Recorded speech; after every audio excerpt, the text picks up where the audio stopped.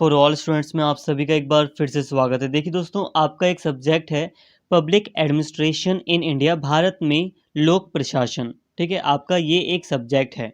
तो आज हम आपके इस सब्जेक्ट का एक चैप्टर जिसका नाम है, एक यूनिट कह लो, एक चैप्टर कह लो, जिसका नाम है भारतीय प्रशासन, इसका फर्स्ट लेक्चर देखेंगे। इंपॉर्टेंट है, सारी बातें आपको समझ में आ जाएंगी, बस आप वीडियो को पूरा देखना। ठीक है, वीडियो को पूरा देखोगे तो सारी बातें आसानी से समझ में आएंगी। काफ़ी इंटरेस्टेड चैप्टर है, प्लीज़ वीडियो को पूरा देखना। तो चलिए दोस्तों, बिना देरी के अपने टॉपिक पर आते हैं, बिना इधर उधर की बातें किए अपने टॉपिक पर आते हैं। देखो, हम यहाँ पर बात कर रहे हैं भारतीय प्रशासन की, लेकिन भारतीय प्रशासन, भारत में जो एडमिनिस्ट्रेशन है, इसको समझने से पहले हमें प्रशासन को समझना पड़ेगा। अब प्रशासन क्या होता है, अभी इसे हम समझेंगे। अब उससे पहले बात करें तो प्रशासन के दो प्रकार होते हैं। पहला होता है निजी प्रशासन और दूसरा होता है लोक प्रशासन। निजी प्रशासन का मतलब है प्राइवेट एडमिनिस्ट्रेशन और लोक प्रशासन का मतलब है पब्लिक एडमिनिस्ट्रेशन। अभी इसे समझ लेते हैं। शब्दकोश के अनुसार अगर हम एक डिक्शनरी को देखें, अगर हम एक डिक्शनरी की बात करें तो एक डिक्शनरी के अकॉर्डिंग प्रशासन शब्द का अर्थ कार्यों का प्रबंधन करना अथवा लोगों की देखभाल करना है। प्रशासन का क्या अर्थ है? तो प्रशासन का ये अर्थ है, प्रशासन का अर्थ कार्यों को उत्कृष्ट तरीके से शासित अथवा अनुशासित करना है। इसका यह अभिप्राय है कि इस क्रिया में अनेक व्यक्तियों को विशिष्ट अनुशासन में रखते हुए उनसे एक निश्चित उद्देश्य की पूर्ति के लिए कार्य कराया जाता है। देखिए दोस्तों, यहाँ हम प्रशासन के मतलब को समझ रहे हैं। तो प्रशासन का मतलब, एक अगर हम डिक्शनरी के अकॉर्डिंग देखें तो प्रशासन का मतलब होता है कार्यों का प्रबंधन करना या मैनेजमेंट करना। देखिए, एक प्रशासन, एक एडमिनिस्ट्रेशन का सिंपल शब्दों में अगर हम मतलब समझे तो वो यही है। देखिए, एक प्रशासन के द्वारा क्या किया जाता है, चीज़ों को मैनेज किया जाता है। जैसे कि मान लीजिए एक बैंक है। अब बैंक में आप क्या देखते हो, जितने भी अधिकारी हैं उन सभी का कार्य निश्चित होता है और एक मैनेजर होता है जो हर अधिकारियों के कार्य को मैनेज करने की कोशिश करता है। तो इस तरह हम देखते हैं कि बैंक में हमें एक एडमिनिस्ट्रेशन देखने को मिलता है। ना केवल बैंक बल्कि दूसरे प्राइवेट ऑफिसेज ले सकते हो, हॉस्पिटल्स, स्कूल्स या जो कोई सरकारी ऑफिस है, तो वहाँ पर हमें डेली लाइफ में एडमिनिस्ट्रेशन देखने को मिलता है। और जो एडमिनिस्ट्रेशन हमें दिखाई देता है उसके हिसाब से अगर हम बात करें और डिक्शनरी के अकॉर्डिंग भी अगर हम बात करें नॉर्मली, तो कार्यों का प्रबंधन करना, ठीक है, मैनेजमेंट करना प्रशासन कहलाता है। ये आसान भाषा में इसका मतलब है। हालांकि प्रशासन के साथ कई और भी अर्थ जुड़े हुए हैं, जैसे कि प्रशासन में लोगों की देखभाल करना भी शामिल है। जैसे कि देखो, आप हॉस्पिटल में गए, अब आपको कई सारे काम होते हैं एक ही हॉस्पिटल में। ठीक है, आपको पर्ची कटवानी है, आपको डॉक्टर के साथ मतलब बात करनी है, आपको दवाइयाँ लेनी है एक हॉस्पिटल के अंदर ही, तो एक मैनेजमेंट की आवश्यकता होती है। तो वहाँ पर भी प्रशासन क्या करता है, आपकी देखभाल के लिए वो पूरा का पूरा जो जो भी ऑफिस है या जो भी चीज जगह है, वहाँ पे एडमिनिस्ट्रेशन क्या कर रहा है, लोगों का देखभाल कर रहा है, चाहे वो प्राइवेट हो, चाहे वो निजी हो, चाहे वो पब्लिक हो। तो ये प्रशासन का अर्थ था। अब प्रशासन के अर्थ में कई और चीज़ें शामिल हैं और जो सबसे बड़ा जो चीज़ है प्रशासन का अर्थ, प्रशासन के अर्थ में, वो है कि उत्कृष्ट तरीके से शासित अथवा अनुशासित करना। देखो दोस्तों, जब कार्यों को सही तरीके से करने की बात आती है ना, तो वो हम प्रशासन का ही चयन करते हैं। देखिए, प्रशासन वो साधन है जिसके द्वारा कार्यों को अच्छे तरीके से, जो उत्कृष्ट मतलब होता है सबसे अच्छे तरीके से किया जा सकता है। तो प्रशासन का अर्थ ये भी है कि सबसे अच्छे तरीके से कार्यों को पूरा करना, डिसिप्लिन लाना ही प्रशासन है। ठीक है, इसमें कई सारे व्यक्तियों के सहयोग के द्वारा, अनुशासन के द्वारा, डिसिप्लिन के द्वारा कार्य को पूरा किया जाता है। तो यहाँ आपने प्रशासन के अर्थ को समझा। अब बहुत बच्चों को यहाँ पे प्रशासन की मीनिंग समझ नहीं आई होगी, तो डरने की बात नहीं है। यहाँ पे अभी आप आगे पढ़ेंगे तो सारी चीज़ें क्लियर हो जाएंगी और हमें यहाँ पर बहुत ज़्यादा गहराई में भी नहीं जाना। अब हम बात करते हैं कि लोक प्रशासन क्या है। अभी लोक प्रशासन समझते हैं। लोक प्रशासन एक संयुक्त शब्द है जो दो शब्दों लोक और प्रशासन से मिलकर बना है। लोक का अर्थ है सार्वजनिक या सारी जनता से संबंधित, और लोक शब्द यह सूचित करता है कि प्रशासन के लिए क्या किया जाना चाहिए, क्या किया जाना है। इसका उद्देश्य जनता के हित के लिए प्रशासन करना है। लोक प्रशासन में लोक शब्द का विश्लेषण इसे सरकारी कार्यों तक सीमित कर देता है और निजी कंपनियों के प्रशासन से अलग कर देता है। अब देखिए दोस्तों, लोक प्रशासन का क्या मतलब है। अगर हम लोक प्रशासन की मतलब की बात करें तो जब प्रशासन सरकारी संस्थाओं के द्वारा पूरी जनता के लिए किया जाता है तो हम उसको लोक प्रशासन कहते हैं।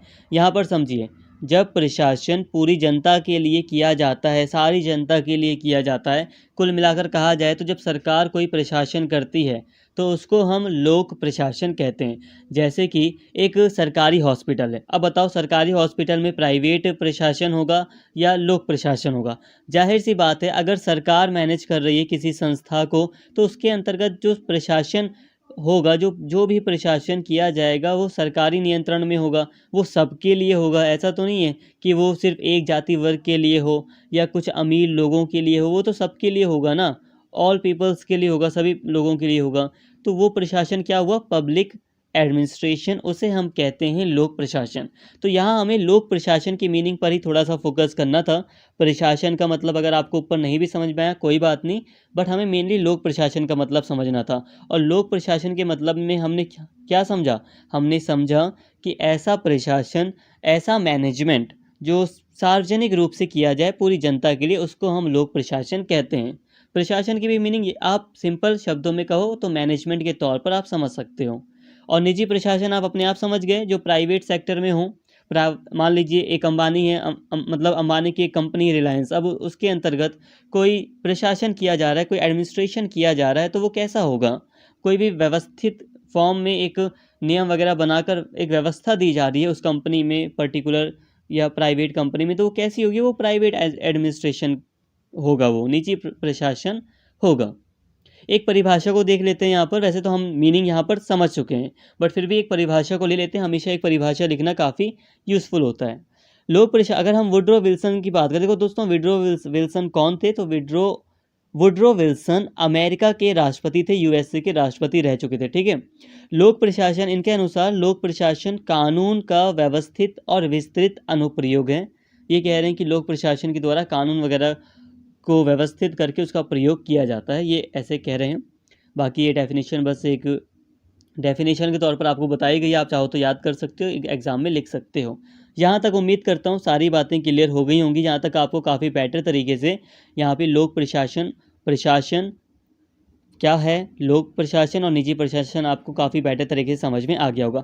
हल्का हल्का ही समझना है यहाँ पर, ये वाला जो टॉपिक है उसे ज़्यादा हमें डीप में समझना भी नहीं। ये हमारा चैप्टर कह भी नहीं रहा कि इसे डीप में समझो, क्योंकि हम यहाँ पे भारतीय प्रशासन की बात करें, थोड़ा अलग तरीके से हमें बात करनी है। यहाँ पर हमने एक आइडिया ले लिया कि प्रशासन, निजी प्रशासन, लोक प्रशासन क्या होता है। आगे के सेमेस्टर में आप इन्हें डिटेल में कवर करेंगे। वैसे अगर आपको डिटेल देखनी हो तो वीडियो ऑलरेडी पड़ी होगी, मैं डिस्क्रिप्शन में भी डाल दूंगा एक आध वीडियो इससे रिलेटेड, तो वो आप देख सकते हैं। बट अब हम आगे बढ़ते हैं। तो एक स्वतंत्र और एक नए अनुशासन के रूप में लोक प्रशासन की यात्रा लगभग एक सदी पहले की है। भारत में लोक प्रशासन के विषय की शुरुआत 1937 में हुई, जब मद्रास विश्वविद्यालय राजनीति विज्ञान विभाग में लोक प्रशासन में डिप्लोमा पाठ्यक्रम शुरू किया गया। देखिए दोस्तों, यहाँ पर एक चीज़ आई है कि लोक प्रशासन की यात्रा। अब ये क्या है, यात्रा का मतलब है यहाँ पर देखो, आज हमारे सामने एक सब्जेक्ट है जिसका नाम है पब्लिक एडमिनिस्ट्रेशन। बट क्या आप जानते हैं कि आज से 200 साल पहले क्या ऐसा कोई सब्जेक्ट था। आज से मतलब 250 साल पहले अगर आप बात करो तो क्या ऐसा आपको लोक प्रशासन का कोई सब्जेक्ट देखने को मिलेगा, नहीं। लगभग 200 साल पहले से आप देखोगे, यहाँ तो भारत के कॉन्टेक्स्ट में अगर हम बात करें तो स्पेशली 100 साल से भी कम हुआ है इस सब्जेक्ट का, कि जो मतलब उद्भव है भारत में, तो 100 साल से भी कम समय में ये सब्जेक्ट हमारे सामने आया है। कहने का मतलब है, सिंपल शब्दों में अगर कहा जाए तो यहाँ हम बात कर रहे हैं कि लोक प्रशासन जो है वो एक सब्जेक्ट के रूप में ज़्यादा पुराना नहीं है। जैसे कि इतिहास, आप कहेंगे कि इतिहास कितना पुराना है, तो इतिहास काफ़ी पुराना है, एक पुराना सब्जेक्ट, इसे बहुत प्राचीन समय से पढ़ा जा रहा है। एक जो भूगोल का सब्जेक्ट है उसे प्राचीन समय से पढ़ा जा रहा है। दूसरे सब्जेक्ट हैं जो उन बहुत पुराने समय से पढ़े जा रहे हैं। लेकिन लोक प्रशासन को अलग से एक सब्जेक्ट के तौर पर नहीं पढ़ा जाता था पहले।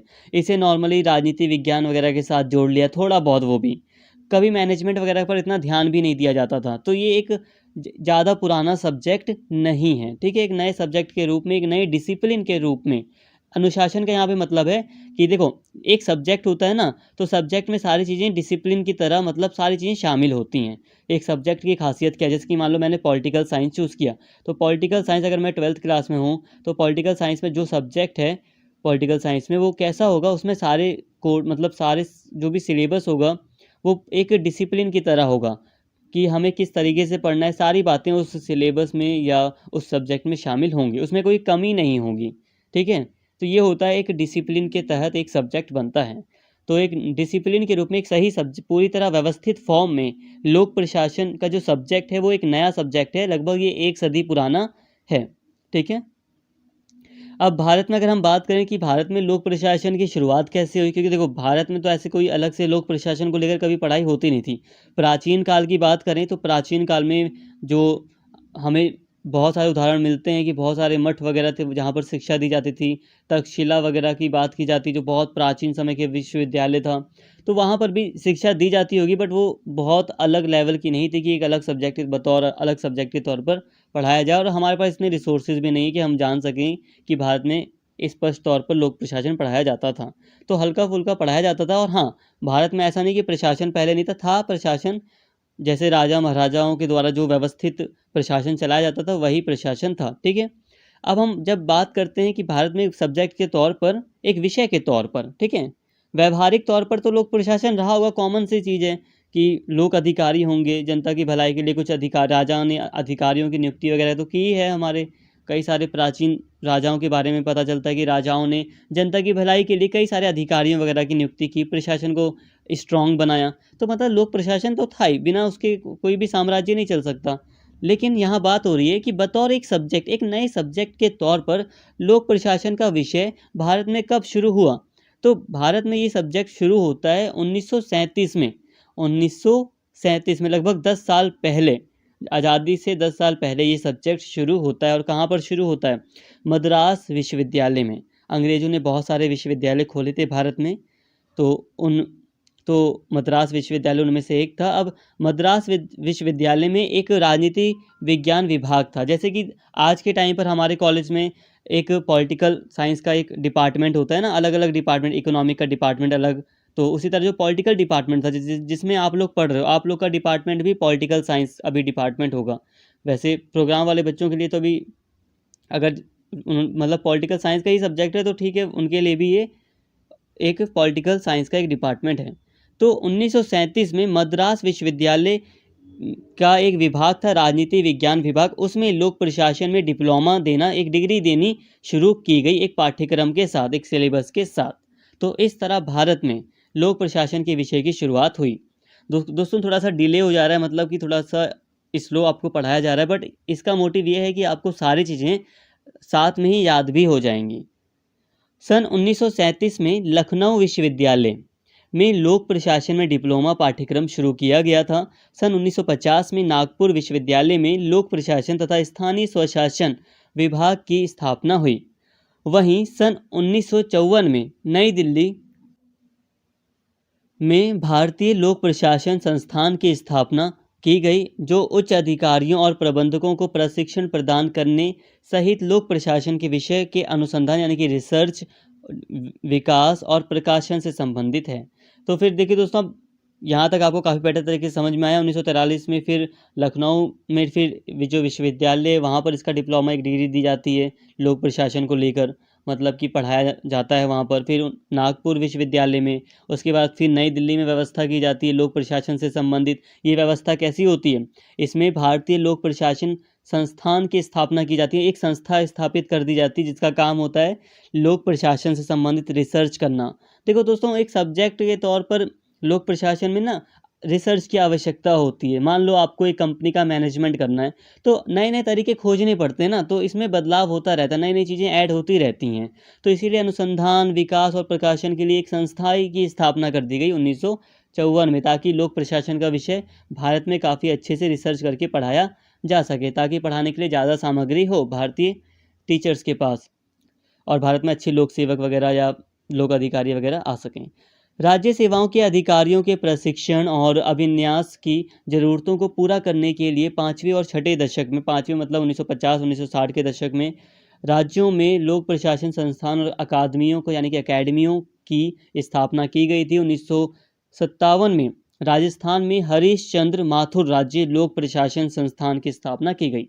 अब देखो दोस्तों, पीसीएस एग्ज़ाम होता है ना, पीसीएस जिसे हम कहते हैं राज्य लोक सेवा आयोग वगैरह के द्वारा एग्ज़ाम होता है ना, पीसीएस, राज्य में जो सिविल सर्विसेज वगैरह होती हैं, तो यहाँ यही कहा जा रहा है। और दूसरी भी, ना केवल सिविल सर्विसेज वगैरह, मतलब दूसरी भी जो जॉब्स वगैरह होती हैं, सरकारी जॉब्स वगैरह, राज्य में जो सेवाएं राज्य के द्वारा निकाली जाती हैं जो भी, तो ये क्या होती हैं, ये राज्य स्तर की होती हैं। और इनकी ट्रेनिंग के लिए, इनके ज़रूरतों को पूरा करने के लिए जो राज्य सेवाओं से संबंधित जो अधिकारी होते हैं, जो पास करके आते हैं एग्ज़ाम, उनके प्रशिक्षण यानी कि ट्रेनिंग के लिए और उनके विकास वगैरह के लिए जो भी ज़रूरत है उनकी, वो पूरा करने के लिए 5वें और 6ठे दशक में 1950 और 1960 के दशक में जो राज्य थे ना, उनके अंतर्गत लोक प्रशासन की संस्थाओं को और अकेडमियों को स्थापित किया गया था।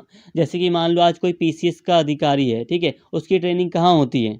लबासना में होती है, मसूरी में जो जगह है लबासना, वहाँ पर जहाँ यूपीएससी एस्पिरेंट जो मतलब यूपीएससी पास कर जाते हैं उनकी ट्रेनिंग होती है, तो उनके साथ इनकी भी ट्रेनिंग होती है, ठीक है, पीसीएस अधिकारी वगैरह हो गए। तो वैसे ही लोक प्रशासन के विषय में जो लोक सेवक थे, जो या राज्य सेवाएं वगैरह थी, तो लोक प्रशासन के क्षेत्र में अगर उन्हें प्रशिक्षण देना था तो राज्य के अंतर्गत, जैसे कि यूपी हो गया, बिहार हो गया, सब ने अपने अपने संस्थाएं स्थापित की ताकि ट्रेनिंग दी जा सकें। जैसे कि अभी कोई आईएएस का एग्ज़ाम पास कर ले, तो चाहे वो तमिलनाडु में पास किया हो, लेकिन फिर भी वो ट्रेनिंग कहाँ लेगा? मसूरी में। लेकिन नहीं, राज्य सेवाओं में क्या किया गया कि सब राज्यों ने अपना अपना प्रशासन का संस्थाएं स्थापित की। आगे भारतीय लोक प्रशासन संस्थान, भारतीय लोक प्रशासन जो संस्थान है, संस्था है, आप संस्थान ही लिखना, ठीक है, मैं संस्था समझाने के लिए कहता हूँ। नई Delhi, Indian journal of public administration और राज्य संस्थान नियमित रूप से लोक प्रशासन की अकादमिक पत्रिकाओं को प्रकाशित करते हैं। मतलब अब जो पूरे देश के लिए है लोक प्रशासन संस्थान नई दिल्ली में, और जो अलग अलग राज्यों की जो संस्थाएं हैं वो जो भी अनुसंधान वगैरह करती हैं, जो भी चीज़ें हैं, तो वो प्रकाशित करती रहती हैं, लोक प्रशासन से संबंधित कई सारी बातें प्रकाशित या छापती रहती हैं। ट्रेनिंग स्कूल दिल्ली एवं शिमला के स्टाफ कॉलेज को समाप्त करके ही राष्ट्रीय प्रशासन अकादमी की स्थापना उत्तराखंड के मसूरी में की गई। इसे 2 अक्टूबर 1972 से, जिसे लाल बहादुर शास्त्री राष्ट्रीय प्रशासन अकादमी के रूप में जाना जाता है, अखिल भारतीय सेवाओं यानी कि जो पूरे देश में जो आईएएस, आईपीएस, आईएफएस की जो सेवाएं हैं वो अखिल भारतीय सेवाएं वो, और केंद्रीय सेवाओं का मुख्य प्रशिक्षण संस्थान है। अब देखिए दोस्तों, ट्रेनिंग जो स्कूल है, अब लोक प्रशासन के क्षेत्र में या जो प्रशासन, देखो अब यूपीएससी जो एस्पिरेंट, जब यूपीएससी एस्पिरेंट क्लियर कर लेते हैं यूपीएससी, तो वो एक प्रशासक बन जाते हैं।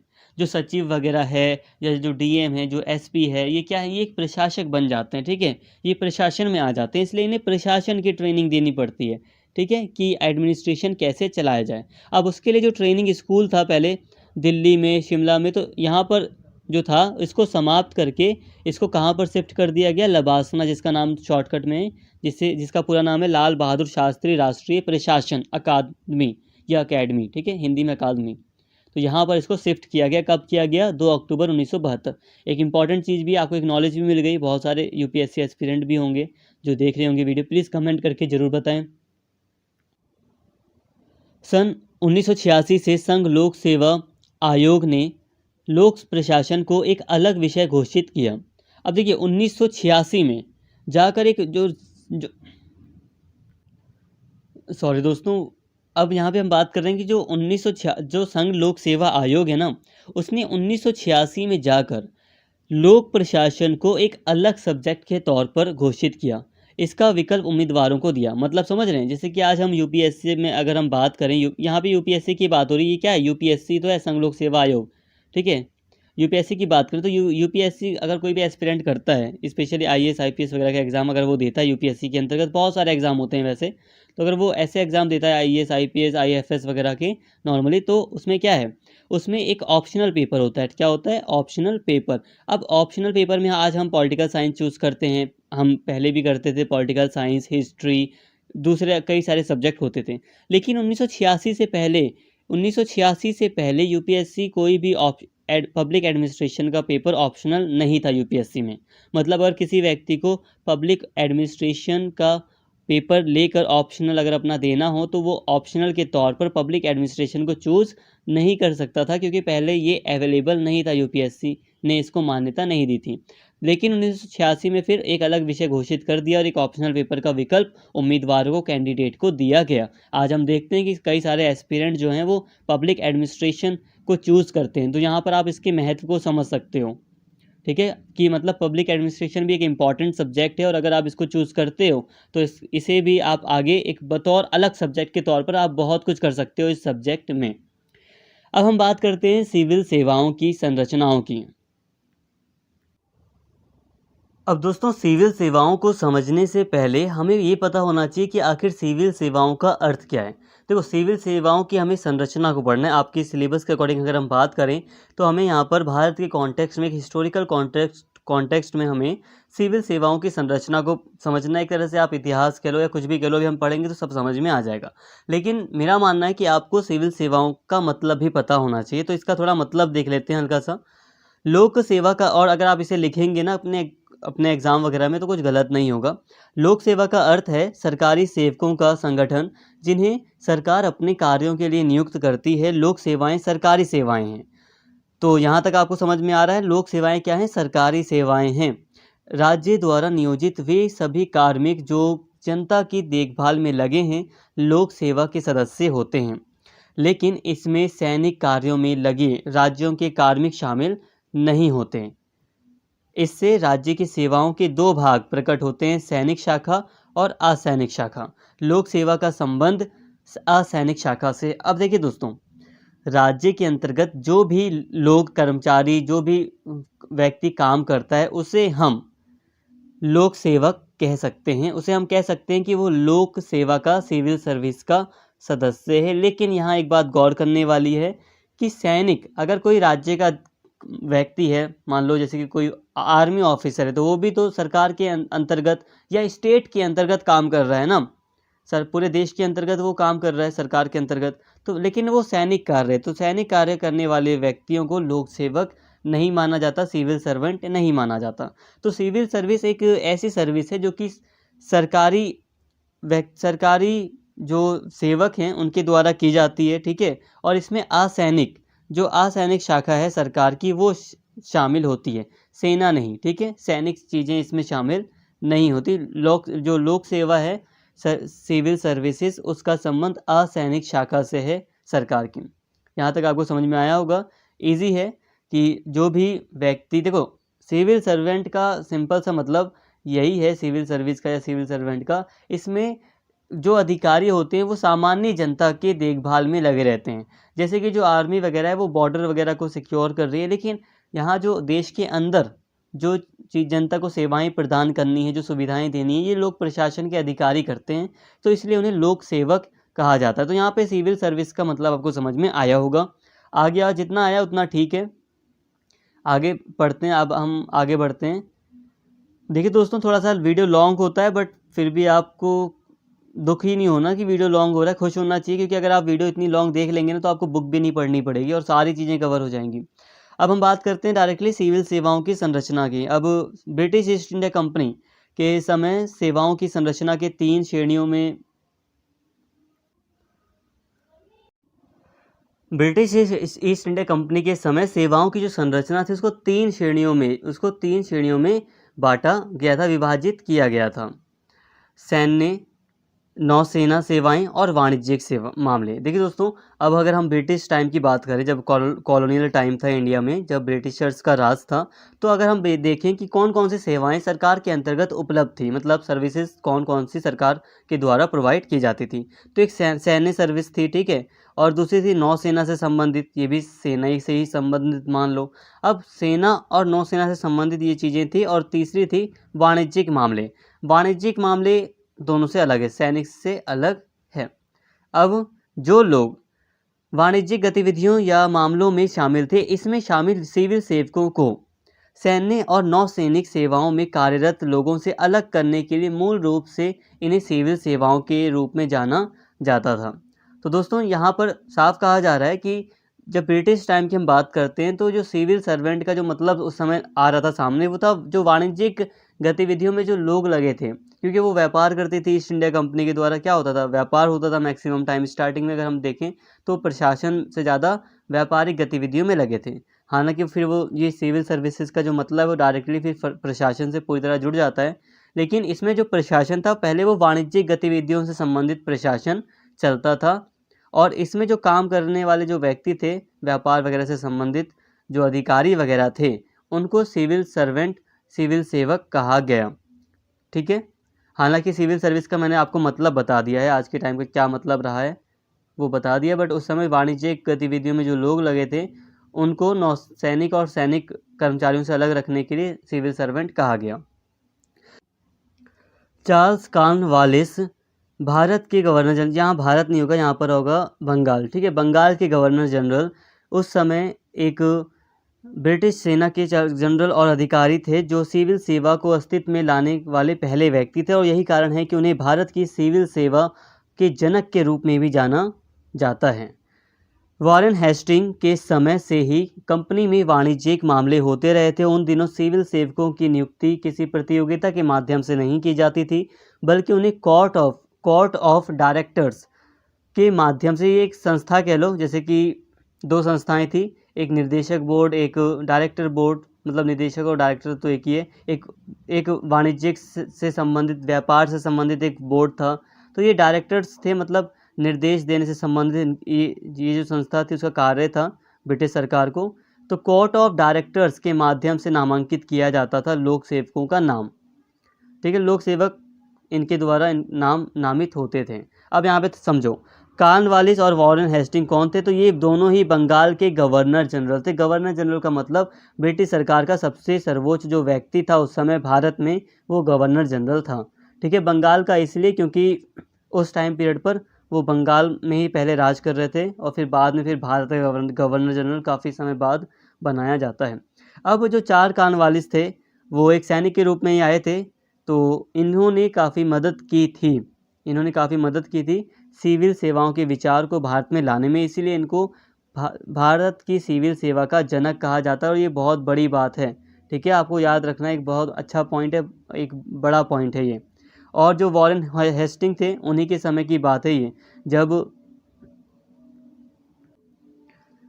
सिविल सेवकों की जो नियुक्ति है वो किसी कंपटीशन के थ्रू नहीं, बल्कि जो कोर्ट ऑफ डायरेक्टर्स एक संस्था थी, इसके द्वारा नामांकित किए गए नामों के तहत की जाती थी।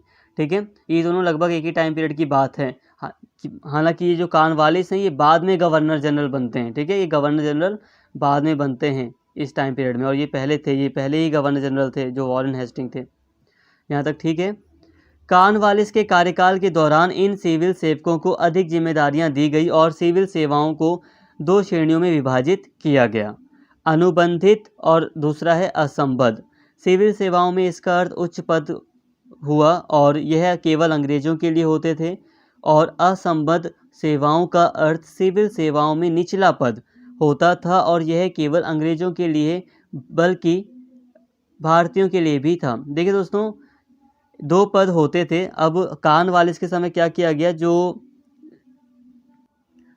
सिविल सेवक थे, जो लोक सेवक थे, उनके कार्यों में काफ़ी बढ़ोतरी की गई, उन्हें कई तरह की जिम्मेदारियां दी गई। और आज भी हम देखते हैं ना, एक सिविल सर्वेंट के पास कितनी सारी जिम्मेदारियां होती हैं, तो उनके समय में ये जिम्मेदारियां बढ़ाई गई थी। और अब दो तरह की श्रेणियों में सिविल सेवाओं को बांट दिया गया था।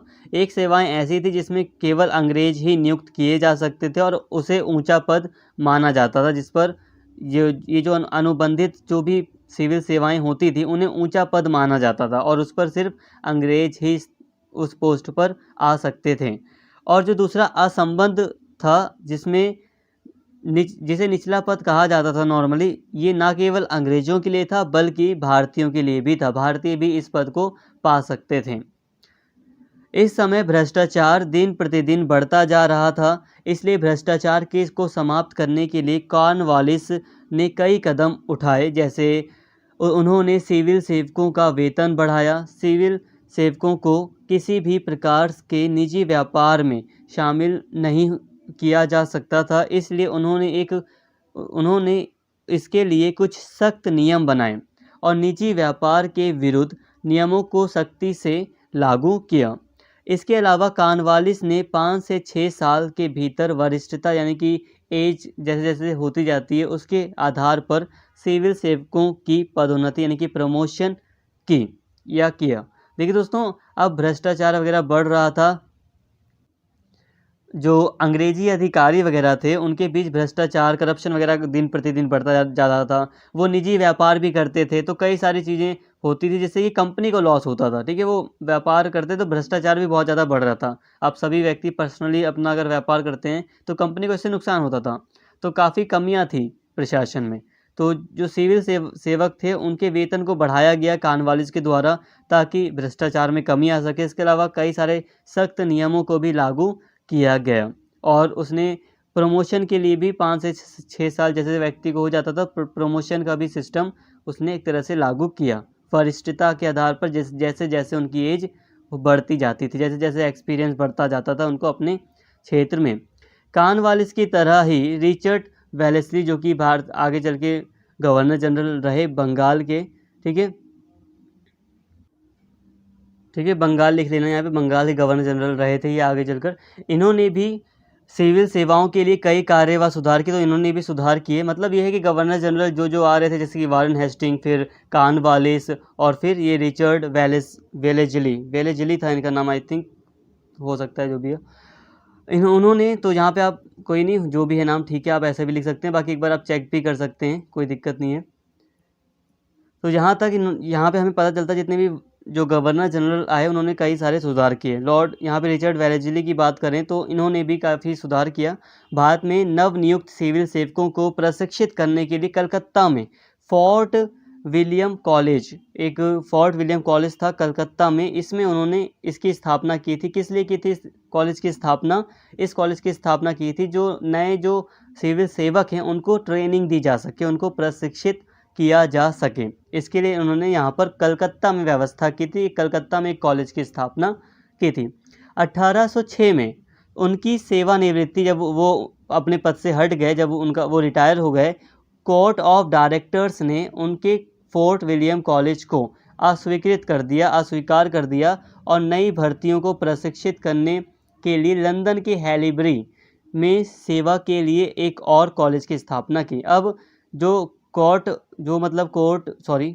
विलियम जो कॉलेज था कलकत्ता में, इसको अस्वीकृत कर दिया गया इस संस्था के द्वारा और लंदन में व्यवस्था की गई। लंदन का एक जगह था हैलीबरी में, यहाँ पर व्यवस्था की गई कि लोक सेवकों को ट्रेनिंग दी जाएगी। ठीक है।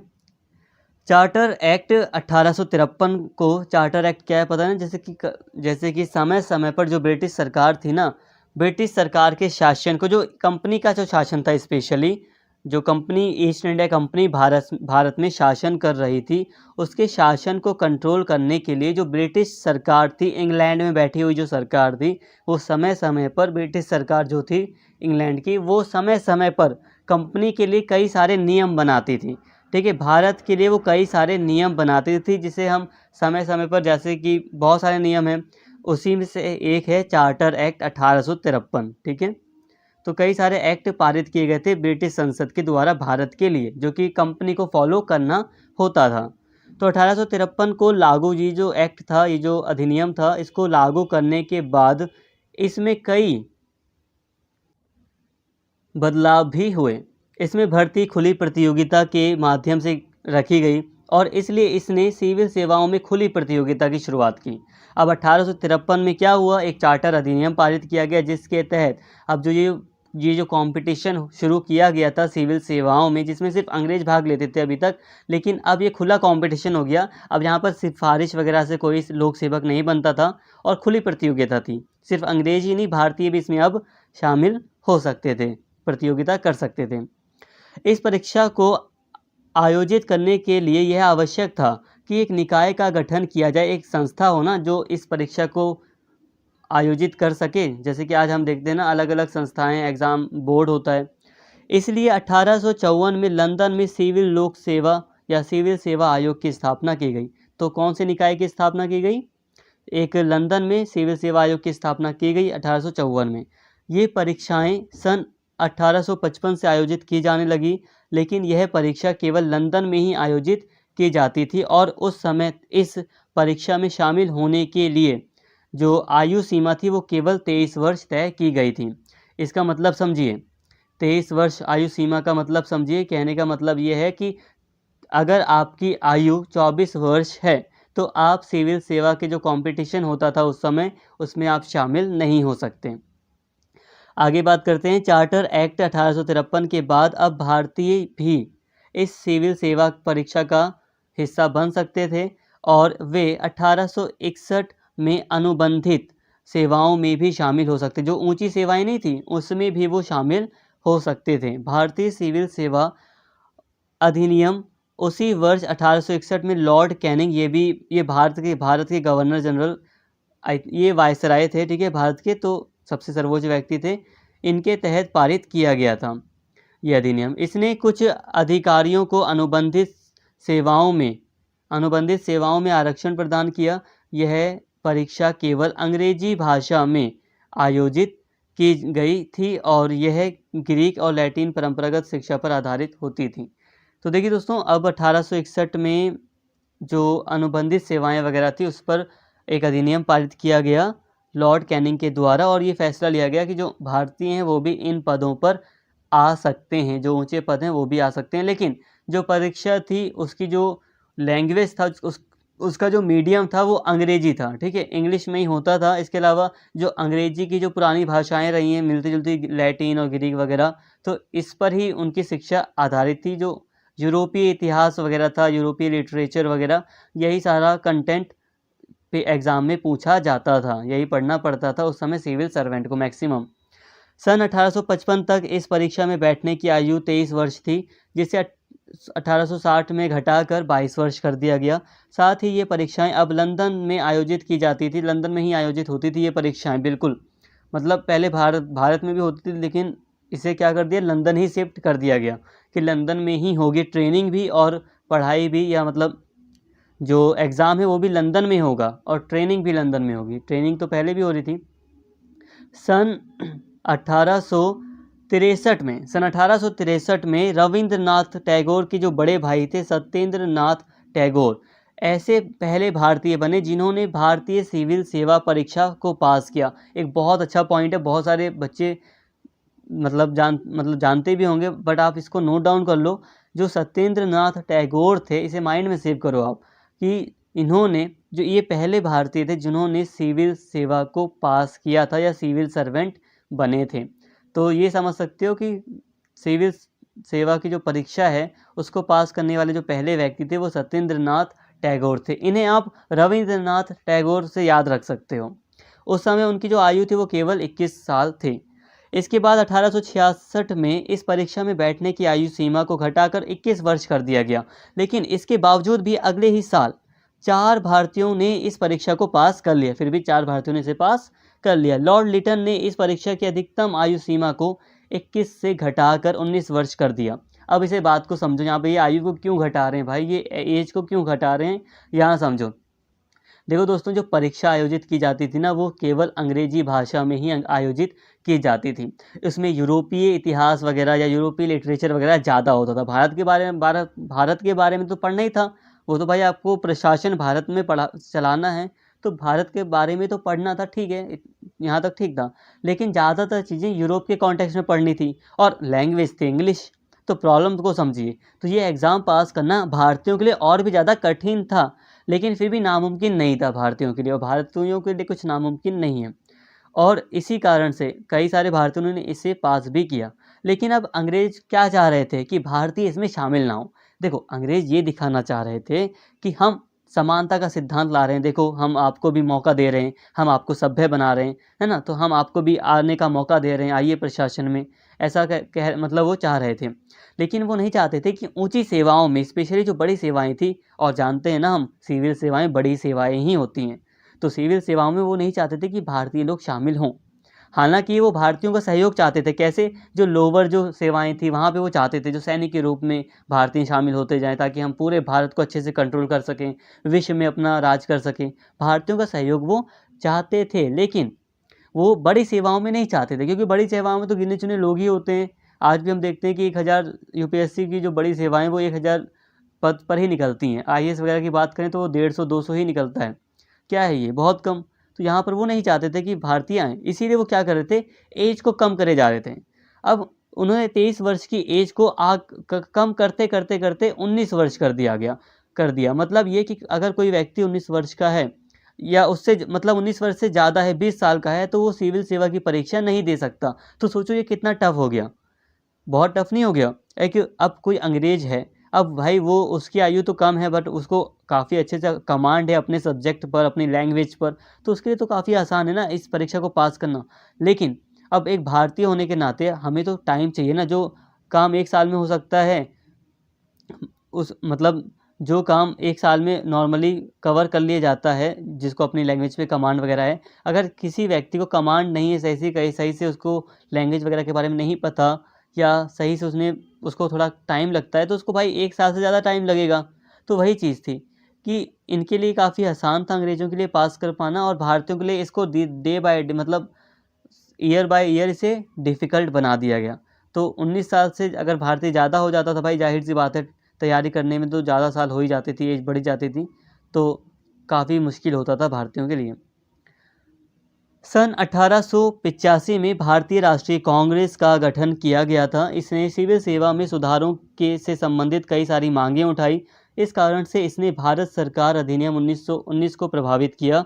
1924 में ली कमीशन, एक कमीशन बनाया गया था। सिविल सेवाओं में कुछ परिवर्तन की भी इसने सिफारिश की थी, और सिविल सेवाओं में समान संख्या में ब्रिटिश और अधिकारी और भारतीय सदस्यों को रखने का प्रस्ताव रखा था इस आयोग ने।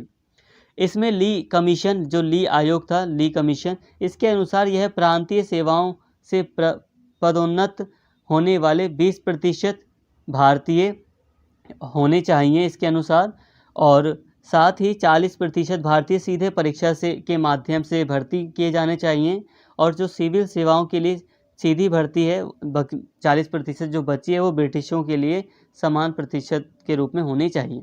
इस बात को समझ लेते हैं यहाँ पे क्या कहा जा रहा है। देखो अब 1885 में भारतीय राष्ट्रीय कांग्रेस की स्थापना कर दी जाती है, और फिर भारतीय राष्ट्रीय कांग्रेस जैसा कि हम जानते हैं कई सारी मांगें करती हैं। एक मांग करती है कि सिविल सेवा में सुधार किया जाए, और इसके कारण कुछ सुधार किए भी जाते हैं 1919 के अधिनियम में। इसके बाद एक 1924 में ली कमीशन, मतलब 1924 में एक कमीशन होता है, ली कमीशन, ली आयोग जिसे कहते हैं। ये कुछ सिफारिश करता है सुधार से संबंधित। ये कहता है कि सिविल सर्विसेज में निम्नलिखित सुधार किए जा सकते हैं। तो ये क्या कहता है, ये कहता है कि जो राज्य स्तर पर जो सेवाएं हैं, जो प्रांतीय स्तर पर जो सेवाएं देने वाले जो सिविल सर्वेंट वगैरह हैं, उनको प्रमोशन देकर आप अखिल भारतीय सेवाएं हैं उसमें शामिल कर लो। वो 20% भारतीय ही होने चाहिए। मतलब कि जो 20% सीटें हैं अखिल भारतीय सेवाओं की, उसको आप प्रमोशन के थ्रू भरोगे। ठीक है, मान लो राज्य स्तर पर कोई व्यक्ति काम कर रहा है, तो आपने उसको प्रमोशन दे दिया और आपने उसको इस 20% में शामिल कर लिया। तो ऐसे भारतीयों को 20% जो सीटें हैं वो भारतीयों को आपको भरना चाहिए प्रमोशन करके, जो राज्य स्तर पर सेवाएं देते हैं। ठीक है, और इसके बाद जो 40% जो भी मतलब 40% जो भी सीटें हैं, उनके लिए आप सीधे यूपीएससी जैसी परीक्षा कराती है ना, तो वैसे डायरेक्टली आप परीक्षा कराओ बड़े लेवल की, और डायरेक्टली फिर परीक्षा करा के सिर्फ भारतीयों को ही चूज़ 40% पर किया जाए। अब ये हो गया 20 और 40 मिलाकर 60%। अब जो 40% बच गया उस पर डायरेक्ट फिर ब्रिटिशर्स के लिए भी एक एग्ज़ाम हो, जिसमें सिर्फ ब्रिटिशर्स को ही एग्ज़ाम देने दिया जाए, और जो भी पास हो उनको इस 40% में मतलब शामिल किया जाए। तो मतलब ये था 80% सीटें डायरेक्टली जो एग्ज़ाम होता है जैसे कि यूपीएससी वगैरह, उस तरीके से शामिल किया, मतलब पास करके जो यूपीएससी वगैरह आए या जो भी लोक सेवा का एग्ज़ाम था उसको पास करके डायरेक्टली 80% का चुनाव होना था, चयन किया जाना था, जिसमें से आधे भारतीय और आधे ब्रिटिशर्स थे। और जो 20% जो सीटें थी उनका चयन प्रमोशन के द्वारा किया जाना था, लेकिन उस पर भी भारतीय नियुक्त किए जाने चाहिए थे। ये किसने कहा था? ये ली आयोग ने कहा था। आप याद रखना, ठीक है, किसने कहा था? ये ली आयोग ने कहा था। अब इतना तो ये है पक्का कि इसकी सिफारिशों को माना नहीं गया। सही से सुधार हुए, बट ऐसा सुधार नहीं हुआ कि पूरी तरह इसकी सिफारिशों को माना गया, ऐसा नहीं हुआ। अब बात करते हैं औपनिवेशिक विरासत की, थोड़ा सा इसे जल्दी से समझ लेते हैं क्या है ये। मूल रूप से यह प्रणाली अंग्रेजों द्वारा भारतीयों को विरासत में प्राप्त हुई, इसलिए इस प्रणाली को भारत में उपनिवेशवाद की विरासत के रूप में जाना जाता है। प्लासी का युद्ध सिराजुद्दौला हार गया था। 1763 में भारत में ब्रिटिश सेना ने फ्रांसीसियों को पराजित कर दिया था। बक्सर की लड़ाई हुई थी 1764 में, मीर कासिम हार गया था। ठीक है, यहाँ पर हम इसे समझते हैं।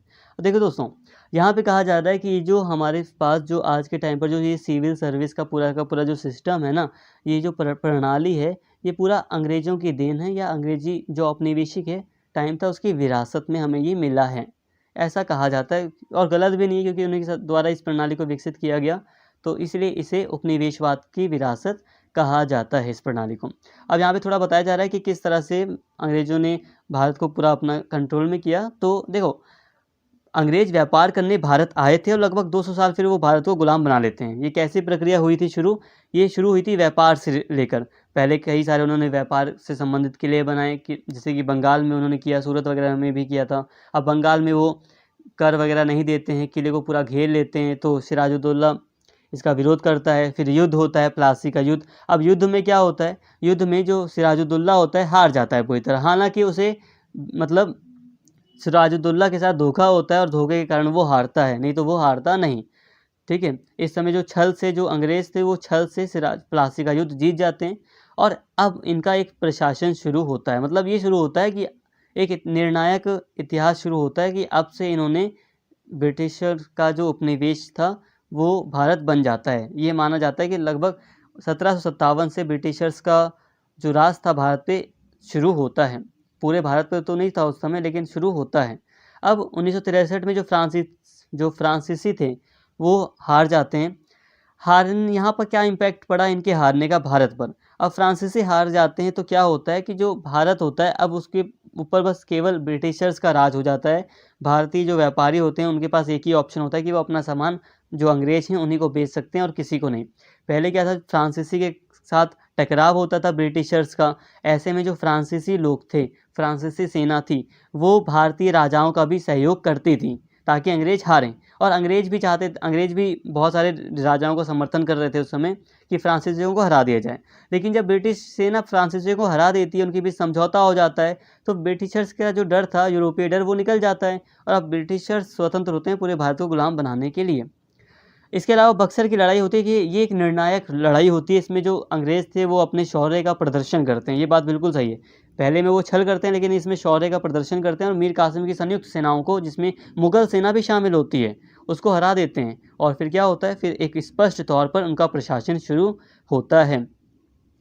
इसलिए 1900 निकल जाता है मेरे मुँह से, उसके लिए सॉरी। 1765 से 1857 तक ईस्ट इंडिया कंपनी ने भारत पर शासन किया। फिर 1857 में भारत का सर्वप्रथम विद्रोह असफल हो गया, जो कि भारत में एक महत्वपूर्ण एवं बड़ा विद्रोह था। इसके बाद भारत में कई राष्ट्रीय आंदोलन हुए, जो कि ऐतिहासिक घटनाओं की एक श्रृंखला थी, जिनका उद्देश्य अंततः ब्रिटिश शासन को समाप्त करना था। अब देखिए दोस्तों, अब यहाँ पे हम जानते हैं कि 1857 में फिर एक विद्रोह भी होता है जो कि असफल रहता है, ब्रिटिशर्स का राज खत्म नहीं हो पाता। फिर ब्रिटिश सरकार होती है वो साफ तौर पर भारत पर शासन करती है। और इसके बाद हम देखते हैं बहुत सारे राष्ट्रीय आंदोलन चलाए जाते हैं, जिसमें कि ब्रिटिश सरकार का विरोध होता है और इसके तहत ब्रिटिशर्स का जो शासन होता है, जो राज होता है, वो ख़त्म होता है। कैसे होता है? राष्ट्रीय आंदोलन के द्वारा, भारत के राष्ट्रीय आंदोलनों के द्वारा ब्रिटिशर्स का राज खत्म हो जाता है, जिस कारण से कई सामाजिक और राजनीतिक और प्रशासनिक आदि जैसे बदलाव हुए, जिन्होंने समकालीन भारत के उद्भव में योगदान दिया और आखिरकार हमें 1947 में स्वतंत्रता मिली। तो इस तरह दोस्तों यहाँ पर नॉर्मली हमें कुछ नहीं, यहाँ पे कुछ खास समझना नहीं था। यहाँ पे हमें नॉर्मली बातें करनी थी औपनिवेशिक विरासत, दोस्तों यहाँ पे हमने इस टॉपिक में बस ये देखा कि किस तरह से अंग्रेज़ों ने भारत को गुलाम बनाया, फिर उन्होंने अपना एक प्रणाली वगैरह विकसित की भारत पर राज करने के लिए, और इस तरह ये हमें विरासत में मिली हुई प्रणाली है, इसलिए हम इसे उपनिवेशवाद की एक विरासत के तौर पर देखते हैं। लेकिन फिर भी समय के साथ इसमें काफ़ी बदलाव आया है और बदलाव आता भी रहेगा, क्योंकि लोक प्रशासन ऐसा विषय है जिसमें बदलाव आना स्वाभाविक है, समय के अकॉर्डिंग, परिस्थितियों के अकॉर्डिंग। और अंततः भारत को स्वतंत्रता मिल जाती है 1947 में। अब इसी के तहत स्वतंत्रता के बाद कई सारे बदलाव किए जाते हैं, कई सारे भारतीय संविधान में, एक स्वतंत्र भारत के संविधान में कई सारे बिल्कुल निष्पक्ष, बिल्कुल सही नियम बनाए जाते हैं। तो उसी को हम अब नेक्स्ट पार्ट में कवर करेंगे, वो सारी चीज़ें। यहाँ पर हमने जितनी भी बातें हमें करनी थी सिलेबस के अकॉर्डिंग हमने कर ली। वीडियो लॉन्ग है बट फिर भी आपके लिए काफ़ी यूज़फुल है, सारी बातें इसमें कवर की गई हैं, कुछ भी स्किप नहीं किया गया है। उम्मीद करता हूँ सारी चीज़ें आपको समझ में आई होंगी। अगर आपको डाउट लग रहा है, कुछ चीज़ समझ नहीं आ रही, तो यही कहूँगा कि देखो दोस्तों, पहली बार कोई भी चीज़ आसानी से समझ नहीं आती। और ये तो वीडियो है, आप मतलब वीडियो चलती रह रही है तो आप अभी पीछे हो, आप कुछ और सोच रहे हो, तो ऐसे दिक्कत हो जाती है ना, समझ नहीं पाता माइंड इतनी जल्दी। लेकिन यही कहूँगा, एक तरीका यही है कि आप वीडियो को थोड़ा-थोड़ा करके एक बार दोबारा देखेंगे तो सारी चीज़ें आपको क्लियर हो जाएँगी। थोड़ा का मतलब है कि 10 मिनट, 15 मिनट वीडियो देख लो, तो एक बार माइंड में आप अपने आप से क्वेश्चन करो कि मुझे अभी तक क्या चीज़ें समझ में आई। नहीं समझ में आया तो एक बार फिर देखो 10 मिनट। ऐसे करोगे ना तो पक्का आएगा समझ में। 10-10 मिनट कर लो, ऐसे पूरी वीडियो देख लो, सारी चीज़ें आपको क्लियर हो जाएँगी। एक बार, 2 बार वीडियो देख लोगे, सब समझ में आ जाएगा, कोई दिक्कत नहीं होगी। उम्मीद करता हूँ सारी बातें आपको क्लियर हो गई होंगी। अगर आपको वीडियो अच्छी लगी हो, पसंद आई हो, तो प्लीज़ चैनल को सब्सक्राइब कर लें, कमेंट करें और अपना फीडबैक ज़रूर दिया करो। Thank you.